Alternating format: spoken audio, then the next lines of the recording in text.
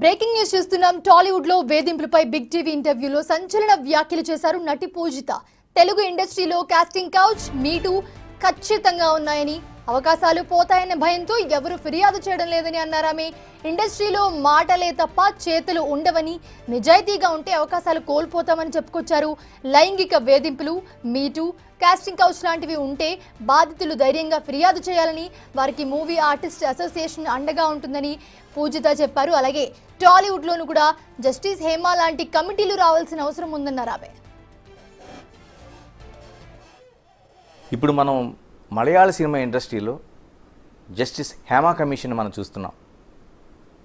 ఎంత చర్చ జరుగుతుందో, ఎటువంటి పరిణామాలకు దారితీస్తుందో మీరు స్ట్రైట్గా చెప్పండి నాకు క్లియర్గా. మన తెలుగు ఇండస్ట్రీలో కాస్టింగ్ కౌచ్ మీటూ ఉన్నాయా లేవా? ఎందుకు లేవండి? తప్పకుండా ఉంటాయి, కాకపోతే ఎవరు బయటపడరు.